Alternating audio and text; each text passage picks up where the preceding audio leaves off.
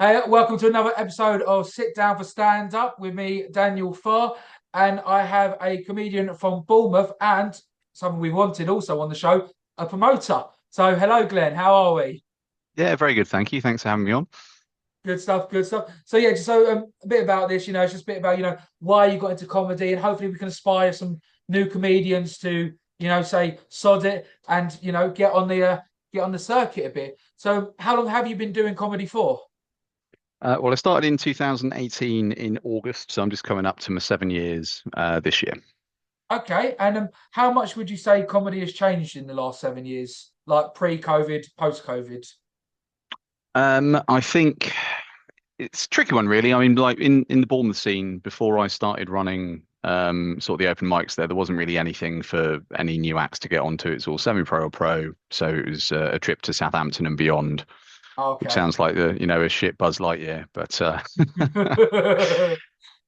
but yeah, I think certainly since after COVID, there's been a lot more activity in our area, more promoters getting on board, and we're pretty good and joined up here, so we try and avoid stepping on each other's toes and scheduling clashes and stuff like that. I think the biggest difference for me in the world of comedy is that pre-COVID, you didn't have people that were TikTok famous coming along to do stand up, whereas now that's something that we do. I'll say experience to start off with. Sometimes it's endure, Mhm. um, but it's good when you have people that have that bit of experience of putting themselves out there. They've been doing stuff that is getting a response and some feedback online. It gives them a foundation to sort of jump off of then. Okay. Well, I'm quite a new comic myself, and I social media, it does have it does have its perks, but I sometimes feel when I go to a show, some comedians are there just to get the online material, not to be with the crowd. Like they'll set up their camera, they'll set up everything prior, make sure Mm. everything's getting filmed. Otherwise, they're not really doing a set. Is it more for like the online, which say some comedians are doing now, instead of just like being part of that room? Well, first of all, I'm going to say I don't think recording everything you do is a bad thing. You don't necessarily have to put the stuff out there. Mhm. I would, in fact, go the opposite and say that, particularly for new comedians, when you are starting out, record everything that you do, not to put it online, because if you're new and you're putting out videos online, they might be shit. It might impact you there in terms of leaving that electronic paper trail of that time that you completely flubbed your lines and ran off stage crying. I've been But there. Don't worry. oh yeah, I never quite got to that level, but there have been a few times driving back from a gig where I've just thought, might as well go off the road into a tree now after that one. Um, but yeah, I mean, it's about the audience that are in the room with you. It's not necessarily about what you can get out of that clip afterwards. They will come back to it later on. I think recording yourself is invaluable in terms of making promoters aware of what you like, but it's you got to focus on the people that are in the room there with you. The part to avoid, and again, this is something that I struggle with, even doing it for years, is when you're having a gig and there's somebody sat in the front row or second row back looking like they'd fucking stab your gran. It's so hard. You could have the entire room laughing at you, but one person giving you that stink eye, and you'll just lock in on them.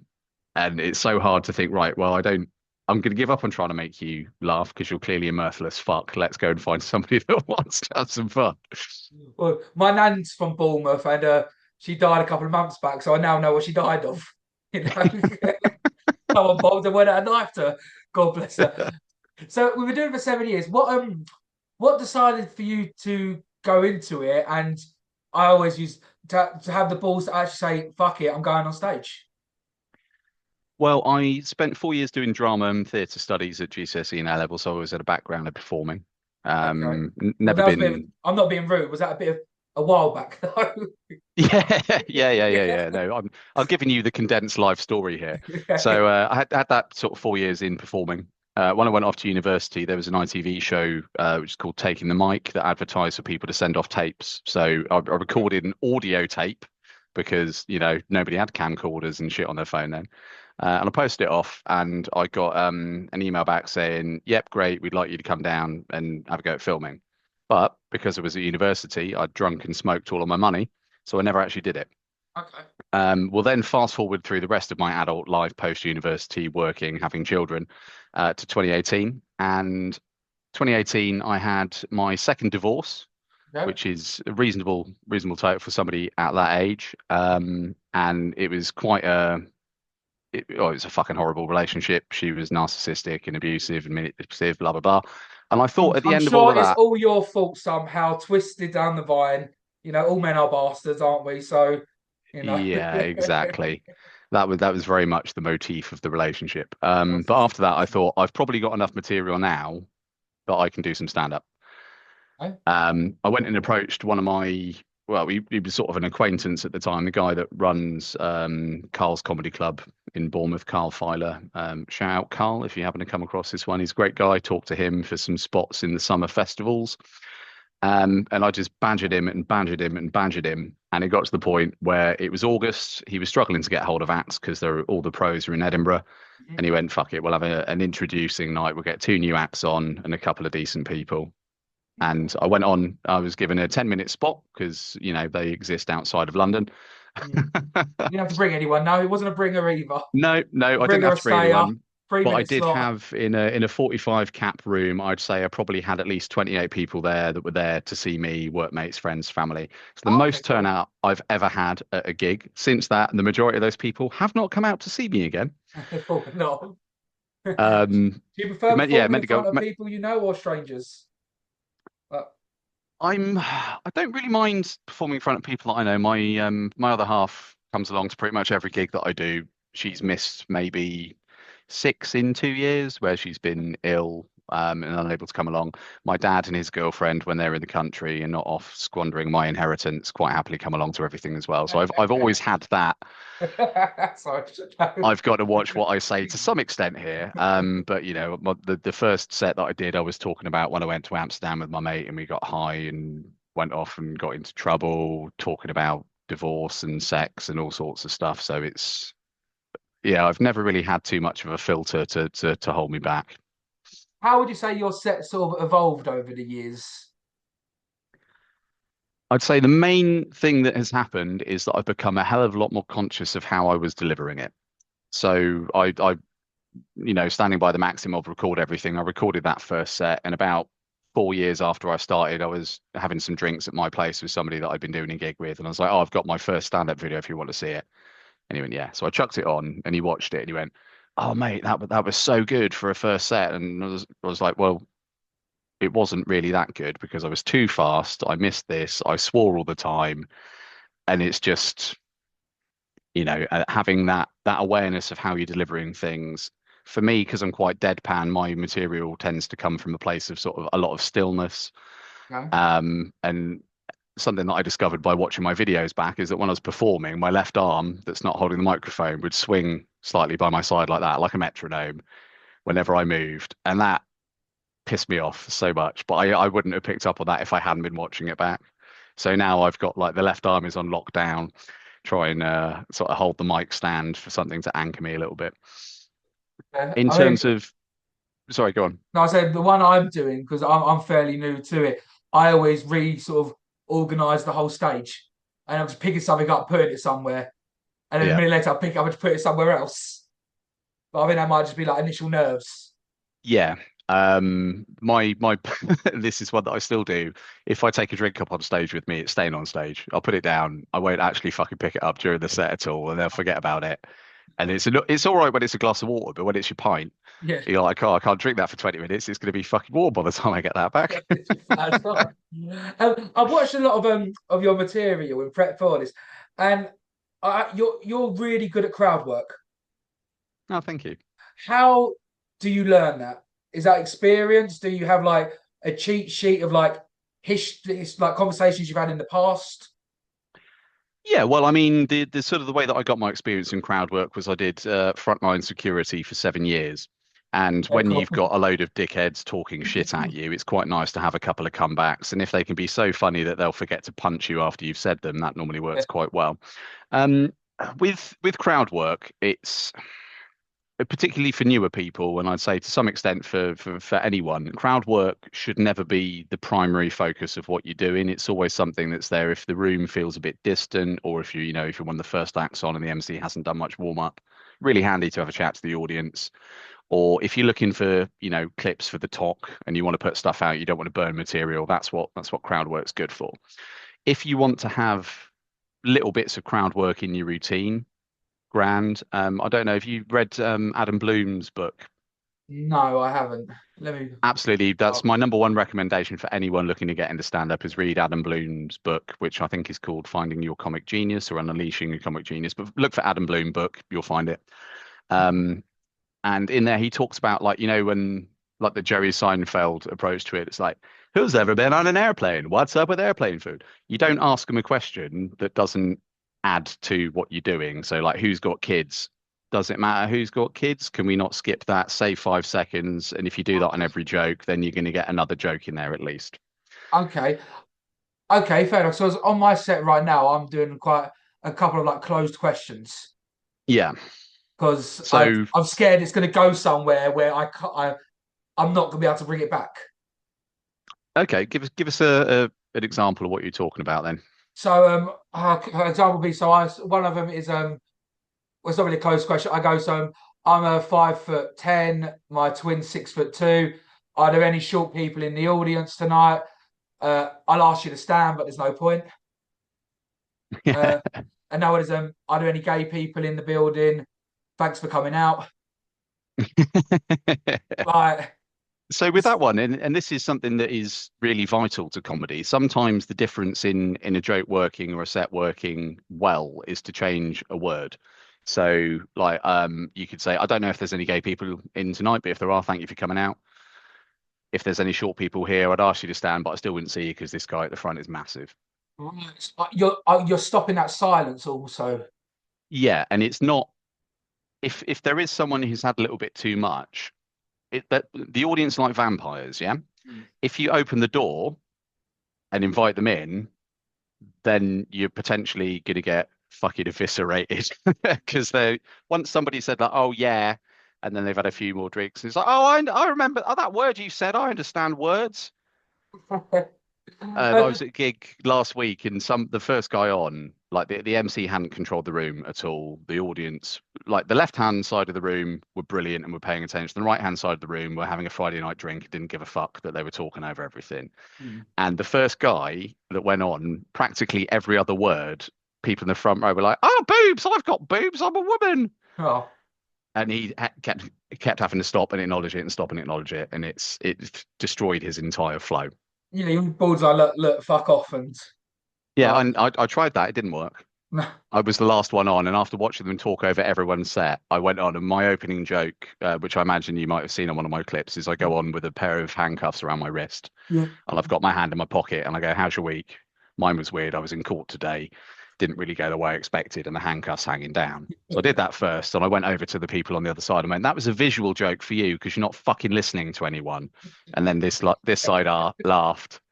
And then as I turned away from him, I went, fucking hell, I've been this close to so many cunts until that time I was in Audrey. And again, the people that were paying attention laughed, the other ones didn't. But to sort of go back to the question that you actually asked rather than rambling, crowd work, the way to do it is there's a thing in radio called donut adverts.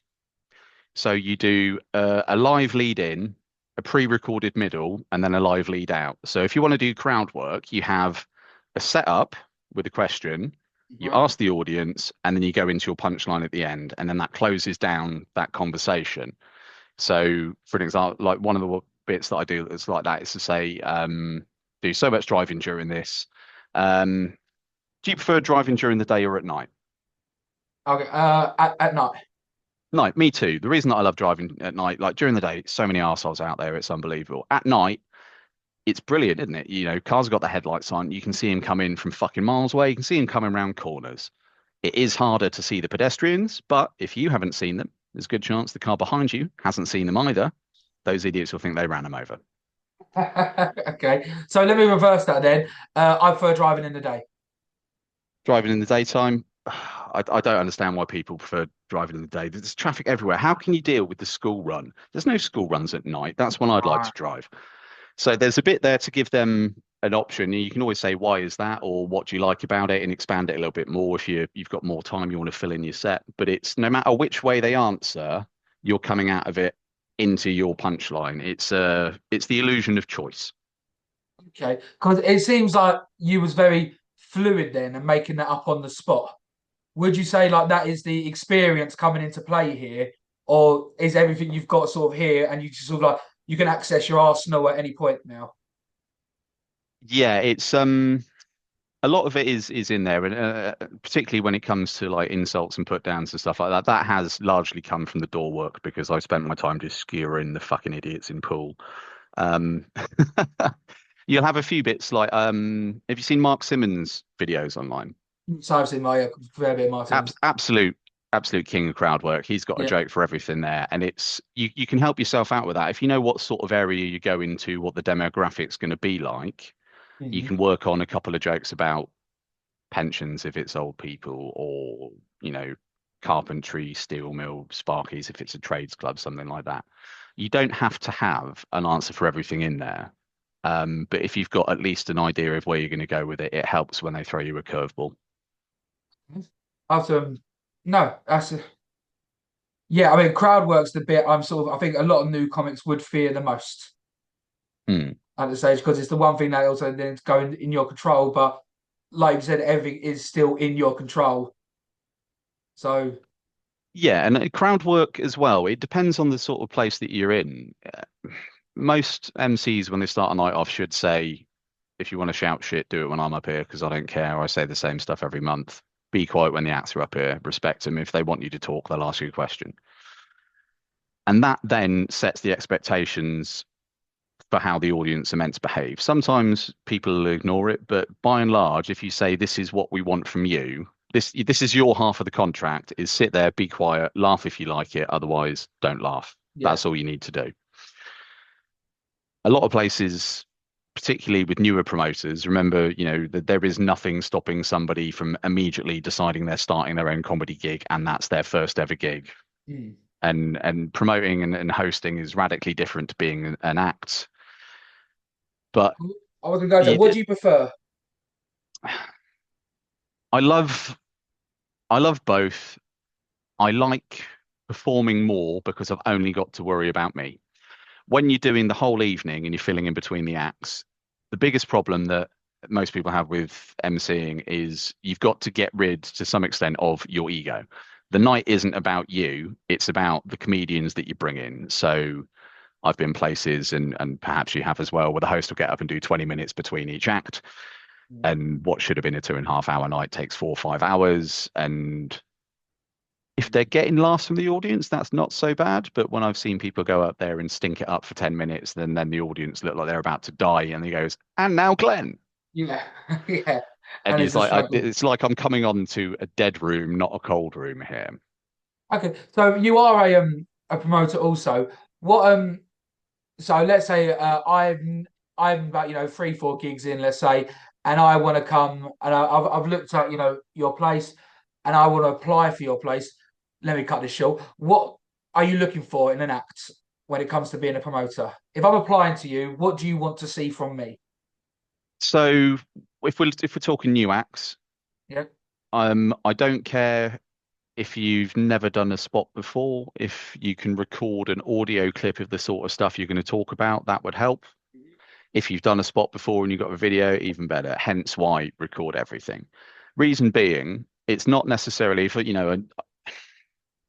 on the majority of my shows now, I tend to have more experienced people, but I have one show a month that I do where I have sort of two or three newer acts on. It's people that I've either had recommended or have seen.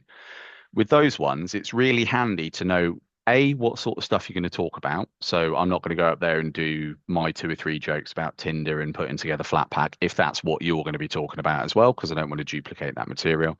And Yeah. also, Oh, yeah. I need Yeah, to big guy. know realistically, are you shit? Because some people will start and they'll start off and they'll start at this level, and other people have done 100 gigs and they're here. Mm. And it's not to say that if I think you're shit, you're not going to get a spot. But if I think you are weaker than the other people on the act, I'm going to know, okay, so Barry's going in the middle of the middle section because I've got Steve first and I've got Kate afterwards. They're both brilliant. I could put a dog shit sandwich in the middle of them and nobody would even notice it had happened by the end of that section. Okay. Other than that, I'd say the main thing that I look for is apply for the spot in the way that you've been asked to apply for the spot.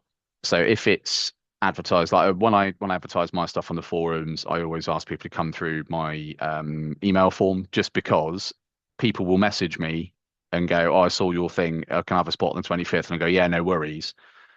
And when that happens in Messenger, and then other people message me, that chat just goes, phew, Yeah, and then it straight to the gets to a week bottom. before the show, and they go, "Oh, really looking forward to Sunday. What are the details?" And I look at it and I go, "I've already got 6 acts on Sunday." Yeah. And I scroll back and go, "Oh fuck, I did say you could have a spot. Okay, looks like I've got 7 acts on Sunday."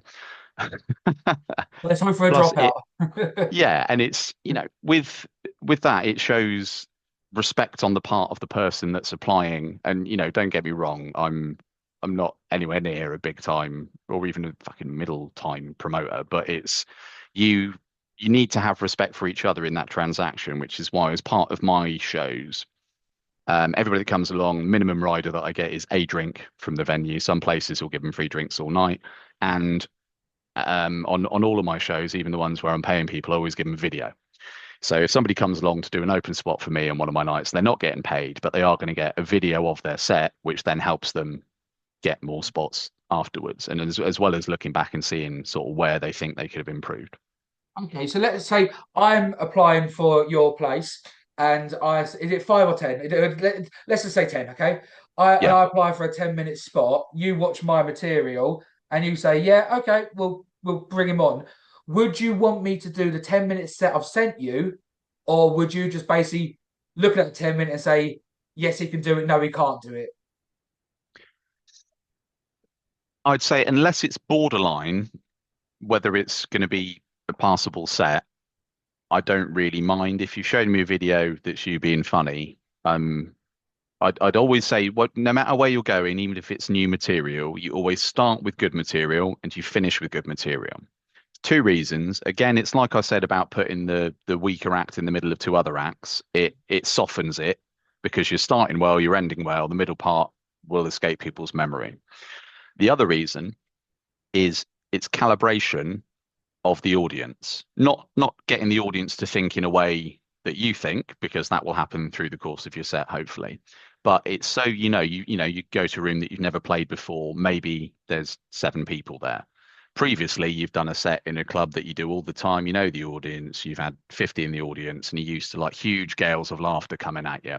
Yes. When you do material that you know is a solid gold lock at the beginning, if you tell, like, I've got jokes that I know I can sit back and have a laughter break for sort of 25, 30 seconds after. If I don't get that, I know, okay, that is the level that they will laugh at a killer joke. So when I'm doing newer material in the middle, I don't immediately go, oh, they're not laughing very much. This is shit. I go, right, okay, well, I told my old and gold and it got ha ha ha ha. And I told this one and it got ha ha ha. I was like, okay, so that is workable material that I'm doing there still. Okay. And what would you say like the progression to doing a 5 to a 10 to a 20 is? Should you just add on from your existing 5 to go to a 10, then add on your 10 to go to a 15, 20, or should it be like new material, like a complete different project each time? It all builds off of a framework. Every joke that you will ever write at some point is going to be influenced by all of the jokes that you've already written, and jokes that your friends have written as well. It's sort of the steps between them to me are, when you're writing your first set, do that set 4 or 5 times. A lot of people will say to you, once you've got your set, just keep working that set until it works the entire time and it's all 100%. That's great if you've got that sort of mentality to do it. I don't. I tried, and I would just keep having so many ideas for jokes that I would effectively do a new routine, or at least a 50% new routine every other time I was doing it. As you develop more material, start sliding the jokes around. So if you move it from here to there, you've then got to find a link from that joke to this joke. So it's going to help you think about more connections. And as you develop those connections, it all just sort of spider webs off from there. And you'll find different areas in your routine that you can link together and put in callbacks.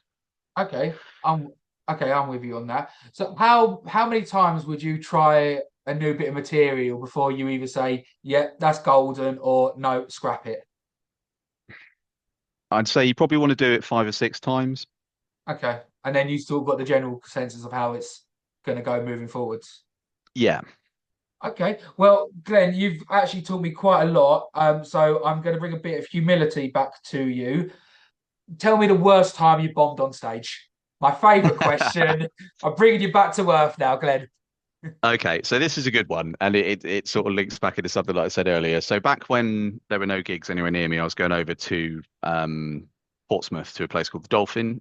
Gigs over there were run by Michael Franklin and Perry Riley. They are lovely blokes. They're still running gigs over in the Portsmouth area, so get in touch with them if you want a spot. So it was a pub. It was the back of the pub, so it wasn't directly in the bar. It was all right. And I got there, and when I arrived, there were 10 people in the room. 9 of those were acts. One of those was friend with one of the acts. Okay. So they were in the first section. I was in the second section. After the first half, 5 plus their mate left to go back to London. Okay, yeah, So I had 4 people in the room.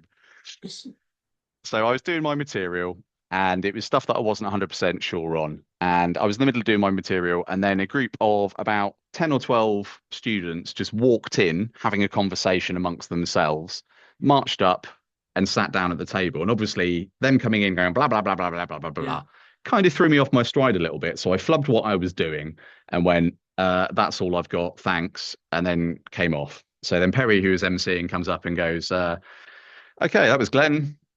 Obviously, he knew that I'd finished badly, so he did a couple of jokes to build it up. And he went, anyway, you don't want to hear any more from me. Let's get a proper comedian on. And one of the students that came in went, you were better than that last guy. And I was packing up my stuff at this point, and I was fucking livid. Yeah. And I walked to the front of the bar, and as my foot hit the pavement outside, a comeback popped into my head, and I'd let myself down because I'd already left. And I thought it would look really petty to run back in and go, it's a good job you're wearing a pink shirt because that highlights she was a cunt, and then run off again. Captain Hindsight. But yeah, but that was one of the nights when I was driving back, and that was the might as well just fucking crash into a tree after that. That was terrible. I never want to experience that again. Maybe I shouldn't do it anymore. Blah blah blah blah blah blah. But yeah, that's probably the worst one that I've had. Okay. I've never asked someone this question before on the podcast, so I'm going to be quite excited about this one. What is the worst thing you've seen someone do on one of your nights? Um, okay. Does it have to be one of my nights? Because I've got actually no. We'll do my night first, and I'll tell you the worst thing that I've ever seen at a gig. Because this will blow your fucking mind. So on one of my nights, I had an older female comedian come and do some material, and she was from a certain European country whose president's name rhymes with Putin. Um, and she came on and said, I'm from Russia, and in Russia, our men are men, No not way, like you the men spot. that you've So, got so here. why did you just do the algorithm of mooting and then just say Russia? I don't know. Shit quiz host, didn't you? Yeah, I'm just spinning my lips at this point. But she went, yeah, and in our country, men are real men, not like over here, and you've got all of the gays and the trannies and da da da da and all of this other stuff, and loads of really like anti-LGBT stuff, and the Yeah, whole room just like froze over. yeah, Um, and that was probably, I'd say, about 2.5 minutes into her set, and that was the only time that I've ever gone to somebody. yeah. The fuck off.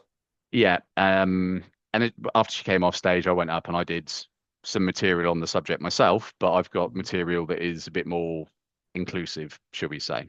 Um, However, the worst thing that I've ever seen at a gig, I was at the Mayflower Village in Southampton, Yeah, and it was a gig being run by a guy called the name has Putin. escaped me. Yeah, the names escape me, but it was Craig Parker. Craig Parker when he used to do promoting there. Um, I was last on the bill, and so I was sat there watching everybody. And this guy came on, and he started doing some material that was weird but quite clever. Like he said, when I was young, we were so poor that we couldn't have googly eyes; we had to have bingly eyes. And it took me a second. I'm like, no, that's pretty good. Okay, Bing, Google, search engines, all good. And then he carried on getting a little bit weirder as he went into the material. And then he started going on about how he was the original model for the baby on the fairy liquids or the fairy washing up powder, whatever it is, the one Yeah, with I'm like with. the cloth nappy. And then he like dropped his trousers to reveal that he was wearing a terry cloth nappy. And then he carried on doing other bits and he kept going in between like release, don't release, release, don't release. And then he pissed himself. He had Yeah. put down a puppy training pad on the stage. So he pissed himself and then went, thanks very much. And as he walked off, the promoter went to him, you are never getting another spot at the Mayflower Village. And the guy turned around and went, what other gigs do you run? Okay, how is that insane, or is that you? Because I was about to say you've got to have some bollocks on you to be able to piss on stage, but that's just nutty. That's Yeah. just But I mean, give the guy his due. That retort of what other gigs do you run? that's yeah. That was fucking genius. That's the point. Did the nappy work? It's I think it prevented Well, some that's of the my outflow, but go-to. not all of it. There was a I'm definite drippage. actually the clean-up crew. But that gig was actually the one where I'd had my worst ever introduction as well. And Was you before or after him? I was after him. I was on last, Okay. and the guy when he was doing it thought he was giving me some props, and he went, "Okay, so who's ready for your last act?" Muted applause from the three people that are still there. And he went, "Okay, so this guy has been sat here all night thinking about how much better he is than everyone else on the bill, Glenn." And then he called me like I was going, and I went up and I Taking did the my set. And piss. afterwards, yeah, afterwards, I like I got home and I was thinking about that on the drive back. So that was really like I know he didn't mean it that way, but that was a real fucking cuntish way to paint me here. Yeah, So I messaged him and said, "Look, I know that you didn't mean it to sound like this, but you made me sound like a massive narcissistic prick. yeah, So don't ever give anyone that introduction again." yeah. And then I heard from somebody else who's like, "Oh, Glenn's fucking moaning about how I introduced him, blah blah blah."